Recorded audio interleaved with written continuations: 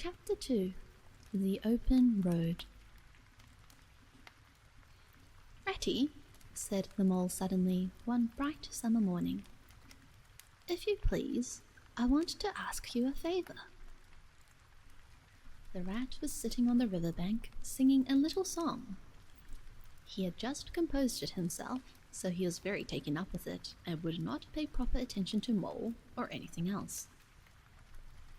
Since early morning he had been swimming in the river in company with his friends the ducks, and when the ducks stood on their head suddenly, as ducks will, he would dive down and tickle their necks, just under where their chins would be if ducks had chins, till they were forced to come up to the surface again in a hurry, spluttering and angry and shaking their feathers at him. For it is impossible to say quite all you feel when your head is under water. At last, they implored him to go away and attend to his own affairs and leave them to mind theirs. So the rat went away and sat on the river bank in the sun and made up a song about them, which he called Duck's Ditty. All along the backwater, through the rushes tall, ducks are a-dabbling, up tails all. Ducks' tails, drakes' tails, yellow feet a-quiver, yellow bills all out of sight, busy in the river. Slushy green undergrowth where the roach swim, here we keep our larder, cool and full and dim. Everyone for what he likes, we like to be heads down, tails up, dabbling free, high in the blue above, so swell and call, we are down a-dabbling, up tails all. "I don't know that I think so very much of that little song, Rat," observed the mole cautiously. He was no poet himself, and didn't care who knew it, and he had a candid nature. "Nor don't the ducks neither," replied the rat cheerfully. "They say, why can't fellows be allowed to do what they like, when they like, and as they like, instead of other fellows sitting on banks and watching them all the time and making remarks and poetry and things about them? What nonsense it all is." That's what the ducks say. So it is, said the mole with great heartiness. "No, it isn't," cried the rat indignantly. "Well, then, it isn't, replied the mole soothingly. "But what I wanted to ask you was, won't you take me to call on Mr. Toad? I've heard so much about him, and I do so want to make his acquaintance." "Why, certainly," said the good-natured rat, jumping to his feet and dismissing poetry from his mind for the day. "Get the boat out and we'll paddle up there at once. It's never the wrong time to call on Toad. Early or late, he's always the same fellow. Always good-tempered, always glad to see you, always sorry when you go." "He must be a very nice animal," observed the mole, as he got into the boat and took the sculls, while the rat settled himself comfortably in the stern. "He is indeed the best of animals," replied Rat. "So simple, so good-natured, and so affectionate. Perhaps he's not very clever, we can't all be geniuses, and it may be that he is both boastful and conceited. But he has got some great qualities, has Toady." Rounding a bend in the river, they came in sight of a handsome, dignified old house of mellowed red brick, with well-kept lawns reaching down to the water's edge. "There's Toad Hall," said the rat, "and that creek on the left, where the notice board says, 'Private, no landing allowed,' leads to his boathouse, where we'll leave the boat. The stables are over there to the right. That's the banqueting hall you're looking at now, very old, that is. Toad is rather rich, you know, and this is really one of the nicest houses in these parts, though we never admitted as much to Toad." They glided up the creek, and the mole shipped his sculls as they passed into the shadow of a large boathouse. Here they saw many handsome boats slung from the crossbeams or hauled up on a slip, but none in the water, and the place had an unused and a deserted air. The rat looked around him. "I understand," said he. "Boating is played out. He's tired of it and done with it. I wonder what new fad he is taking up now. Come along and let's look him up. We shall hear all about it quite soon enough.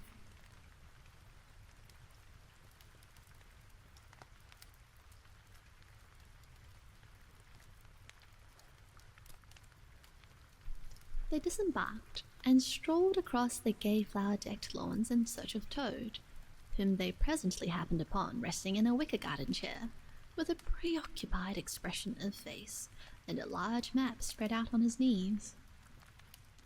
"Hooray!" he cried, jumping up on seeing them. "This is splendid!" He shook the paws of both of them warmly, never waiting for an introduction to the mole. "How kind of you!" he went on, dancing round them.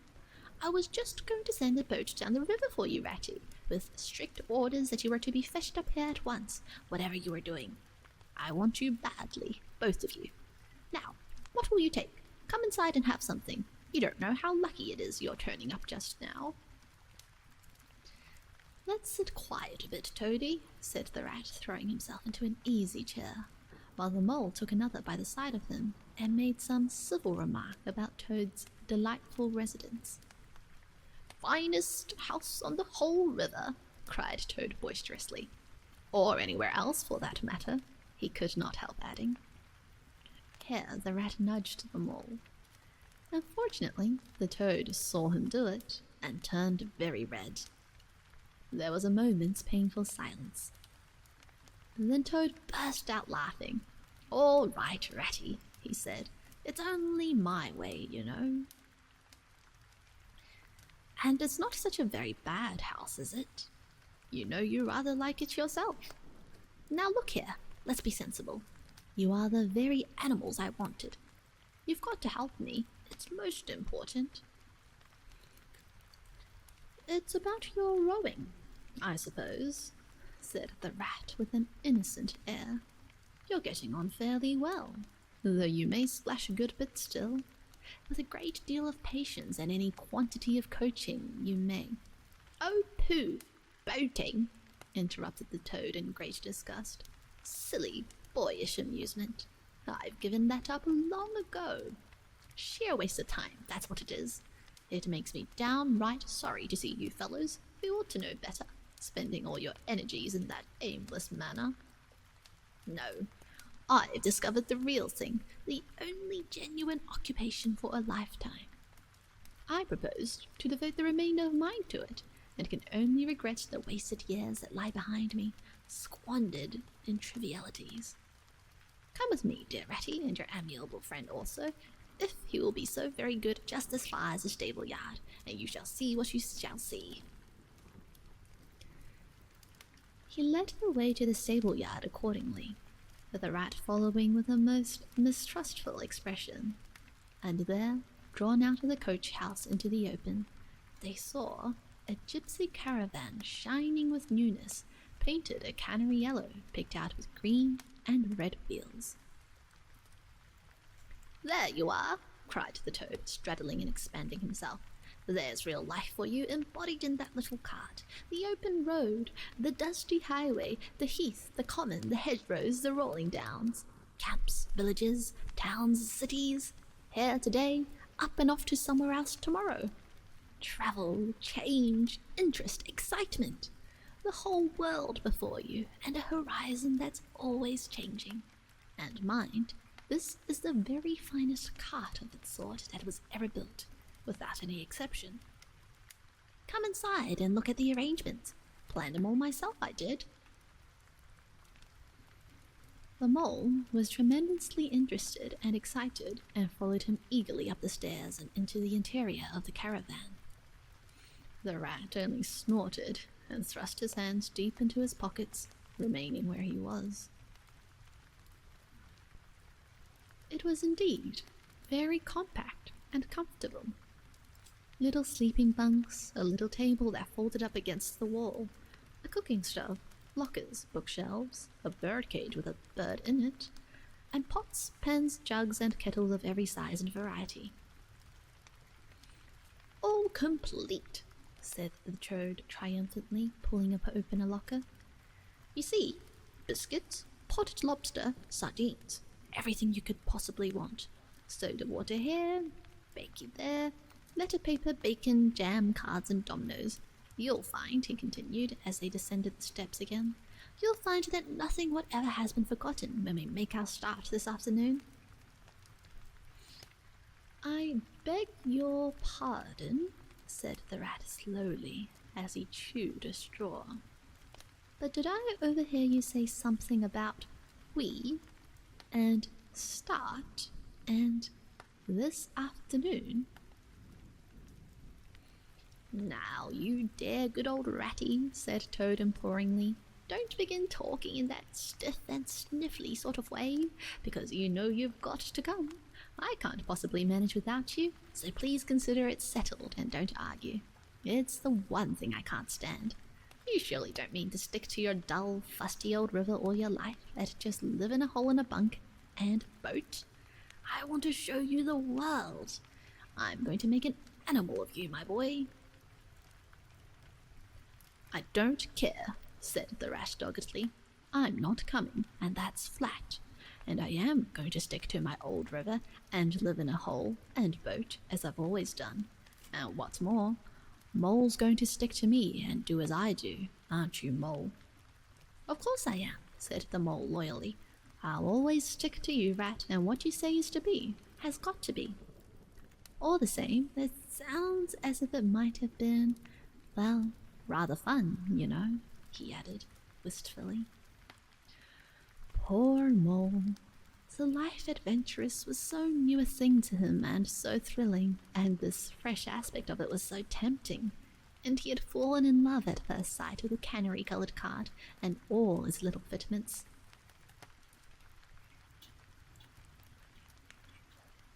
The rat saw what was passing in his mind and wavered. He hated disappointing people, and he was fond of the Mole, and would do almost anything to oblige him. Toad was watching both of them closely. Come along in and have some lunch, he said diplomatically, and we'll talk it over. We needn't decide anything in a hurry. Of course, I don't really care. I only want to give pleasure to you fellas. Live for others. That's my motto in life. During luncheon, which was excellent, of course, as everything at a Toad Hall always was, the Toad simply let himself go. Disregarding the rat, he proceeded to play upon the inexperienced Mole as on a harp. Naturally a voluble animal and always mastered by his imagination, he painted the prospects of the trip and the joys of the open life and the roadside in such glowing colours that the Mole could hardly sit in his chair for excitement. Somehow, it soon seemed taken for granted by all three of them that the trip was a settled thing, and the rat, though still unconvinced in his mind, allowed his good nature to override his personal objections. He could not bear to disappoint his two friends, who were already deep in schemes and anticipations, planning out each day's separate occupation for several weeks ahead. When they were quite ready, the now triumphant Toad led his companions to the paddock and set them to capture the old grey horse, who, without having been consulted, and to his own extreme annoyance, had been told off by Toad for the dustiest job in this dusty expedition. He frankly preferred the paddock, and took a deal of catching. Meantime, Toad packed the lockers still tighter with necessaries, and hung nosebags, nets of onions, bundles of hay, and baskets from the bottom of the cart. At last, the horse was caught and harnessed, and they set off, all talking at once, each animal either trudging by the side of the cart or sitting on the shaft as the humour took him. It was a golden afternoon. The smell of the dust they kicked up was rich and satisfying. Out of thick orchids on either side the road, birds called and whistled to them cheerily. Good-natured wayfarers passing them gave them good day, or stopped to say nice things about their beautiful cart, and rabbits, sitting at their front doors in the hedgerows, held up their forepaws and said, "Oh my, oh my, oh my." It was a golden afternoon. The smell of the dust they kicked up was rich and satisfying. Out of thick orchards on either side of the road, birds called and whistled to them cheerily. Good-natured wayfarers passing them gave them good day, or stopped to say nice things about their beautiful cart, and rabbits, sitting at their front doors in the hedgerows, held up their forepaws and said, "Oh my, oh my, oh my." Late in the evening, tired and happy and miles from home, they drew up on a remote common far from habitations, turned the horse loose to graze, and ate their simple supper sitting on the grass by the side of the cart. Toad talked big about all he was going to do in the days to come, while stars grew fuller and larger all around them, and a yellow moon, appearing suddenly and silently from nowhere in particular, came to keep them company and listen to their talk. At last they turned into their little bunks in the cart, and Toad kicked out his legs sleepily and said, "Well, good night, you fellows. This is the real life for a gentleman. Talk about your old river." "I don't talk about my river," replied the patient rat. "You know I don't, Toad. But I think about it," he added pathetically in a lower tone. "I think about it all the time." The mole reached out from under his blanket, felt for the rat's paw in the darkness, and gave it a squeeze. "Shall we run away tomorrow morning, quite early, very early, and go back to our dear hole in the river?" "No, no, we'll see it out," whispered back the rat. "Thanks awfully, but I ought to stick by Toad till this trip is ended. It wouldn't be safe for him to be left to himself. It won't take very long. His fads never do. Good night."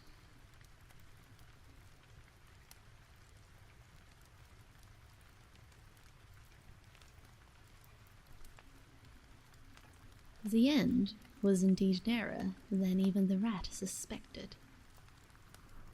After so much open air and excitement, the Toad slept very soundly, and no amount of shaking could rouse him out of bed next morning. So the mole and rat turned to, quietly and manfully, and while the rat saw to the horse and lit a fire and cleaned last night's cups and platters and got things ready for breakfast, the mole trudged off to the nearest village, a long way off, for milk and eggs and various necessaries the Toad had, of course, forgotten to provide. The hard work had been all done, and the two animals were resting, thoroughly exhausted, by the time Toad appeared on the scene, fresh and gay, remarking what a pleasant, easy life it was they were all leading now, after the cares and worries and fatigues of housekeeping at home. They had a pleasant ramble that day over grassy downs and along narrow by-lanes, and camped, as before, on a common. Only this time, the two guests took care that Toad should do his own share of work. In consequence, when the time came for starting next morning, Toad was by no means so rapturous about the simplicity of the primitive life, and indeed attempted to resume his place in his bunk, whence he was hauled by force. Their way lay, as before, across country by narrow lanes, and it was not till the afternoon that they came out on the high road, their first high road, and there disaster, fleet and unforeseen, sprang out on them. Disaster momentous indeed to their expedition, but simply overwhelming in its effect on the outer career of Toad. They were strolling along the high road easily, the mole by the horse's head talking to him, since the horse had complained that he was being frightfully left out of it, and nobody considered him in the least. The Toad and the water rat walking behind the cart, talking together. At least, Toad was talking, and Rat was saying at intervals, "Yes, precisely. And what did you say to him?" And thinking all the time of something very different, when far behind them they heard a faint, warning hum, like the drone of a distant bee. Glancing back, they saw a small cloud of dust with a dark center of energy advancing on them at incredible speed, while, from the dust, a faint boop boop wailed like an uneasy animal in pain.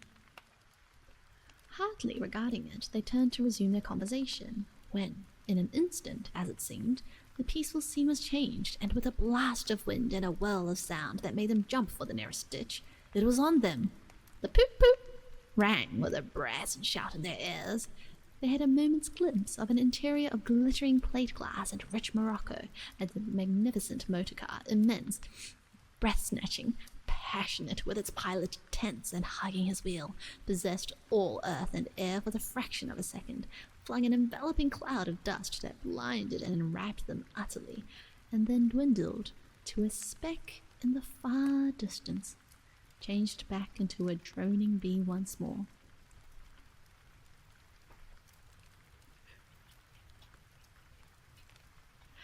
The old grey horse, dreaming, as he plodded along of his quiet paddock, in a new raw situation such as this, simply abandoned himself to his natural emotions, rearing, plunging, backing steadily in spite of all the mole's efforts at his head, and all the mole's lively language directed at his better feelings. He drove the cart backwards towards a deep ditch at the side of the road. It wavered an instant, then there was a heart-rending crash, and the canary-coloured cart, their pride and their joy, lay on its side in the ditch, an irredeemable wreck. The rat danced up and down in the road, simply transported with passion. "You villains!" he shouted, shaking both fists. "You scoundrels, you highwaymen, you road hogs! I'll have the law of you, I'll report you, I'll take you through all the courts!" His homesickness had quite slipped away from him, and for the moment he was the skipper of the canary-coloured vessel driven on a shoal by the reckless jockeying of rival mariners, and he was trying to recollect all the fine and biting things he used to say to masters of stream launches when their wash, as they drove too near the bank, used to flood his parlour carpet at home. Toad sat down straight in the middle of the dusty road, his legs stretched out before him, and stared fixedly in the direction of the disappearing motor car. He breathed short, his face wore a placid, satisfied expression, and at intervals he faintly murmured, "Poop, poop." The mole was busy trying to quiet the horse, which he succeeded in doing after a time. Then he went to look at the cart on its side in the ditch. It was indeed a sorry sight.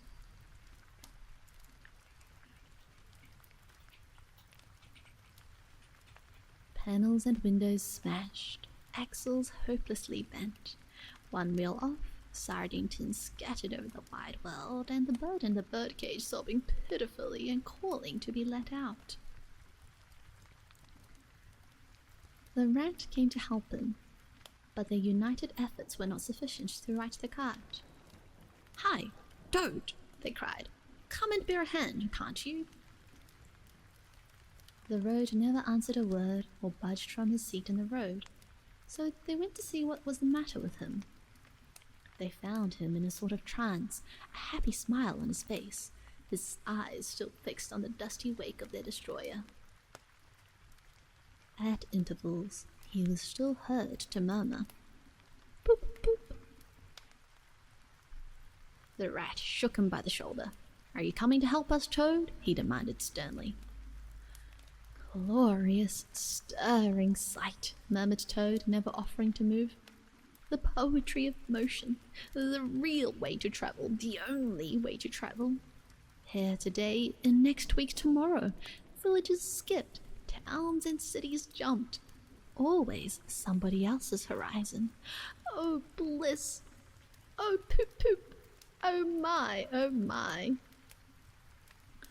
"Oh, stop being an ass, Toad," cried the mole despairingly. "And to think I never knew," went on the Toad in a dreamy monotone. "All those wasted years that lie behind me I never knew, never even dreamt. But now that I know, now that I fully realize, oh, what a flowery track lies spread before me henceforth. What dust clouds shall spring up behind me as I speed on my reckless way, what carts I shall fling carelessly into the ditch in the wake of my magnificent onset. Horrid little carts, common carts, canary-coloured carts. "What are we to do with him?" asked the mole of the water rat. "Nothing at all," replied the rat firmly, "because there's really nothing to be done. You see, I know him from of old. He is now possessed. He has got a new craze, and it always takes him that way in its first stage. He'll continue like that for days now, like an animal walking in a happy dream, quite useless for all practical purposes. Never mind him. Let's go and see what there is to be done about the cart." A careful inspection showed them that, even if they succeeded in righting it by themselves, the cart would travel no longer. The axles were in a hopeless state, and the missing wheel was shattered into pieces. The rat knotted the horse's reins over his back and took him by the head, carrying the birdcage and its hysterical occupant in the other hand. "Come on," he said grimly to the mole. "It's 5 or 6 miles to the nearest town, and we shall just have to walk it. The sooner we make a start, the better." "But what about Toad?" asked the mole anxiously as they set off together. "We can't leave him there sitting in the middle of the road by himself, in the distracted state he's in. It's not safe. Supposing another thing were to come along." "Oh, bother Toad," said the rat savagely. "I've done with him." They had not proceeded very far on their way, however, when there was a pattering of feet behind them, and Toad caught them up and thrust a paw inside the elbow of each of them, still breathing short and staring into vacancy. "Now look here, Toad," said the rat sharply. "As soon as we get to town, you'll have to go straight to the police station and see if they know anything about that motor car and who it belongs to, and lodge a complaint against it. And then you'll have to go to a blacksmith's or a wheelwright's and arrange for a car to be fetched and mended and put to rights. It'll take time, but it's not quite a hopeless smash. Meanwhile, the mole and I will go to an inn and find comfortable rooms where we can stay till the cart's ready, until your nerves have recovered their shock." "Police station? Complaint?" murmured Toad dreamily. "Me?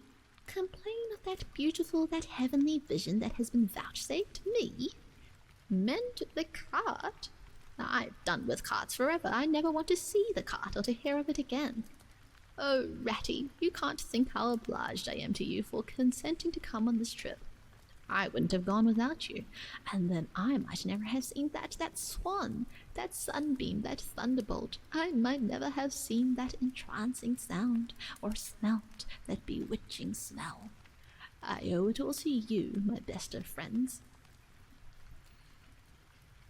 The rat turned from him in despair. "You see what it is?" he said to the mole, addressing him across Toad's head. "He's quite hopeless. I give it up. When we get to the town, we'll go to the railway station, and with luck, we may pick up a train there that'll get us back to the riverbank tonight. And if you ever catch me going a-pleasuring with this provoking animal again—" He snorted, and during the rest of that weary trudge addressed his remarks exclusively to Mole. On reaching the town, they went straight to the station and deposited Toad in the second-class waiting room, giving a porter 2 pence to keep a strict eye on him. Then they left the horse at an inn stable and gave what directions they could about the cart and its contents. Eventually, a slow train having landed them at a station not very far from Toad Hall, they escorted the spellbound, sleepwalking Toad to his door, put him inside it, and instructed his housekeeper to feed him, undress him, and put him to bed. Then they got out their boat from the boathouse, sculled down the river home, and at a very late hour sat down to supper in their own cosy riverside parlour, to the rat's great joy and contentment.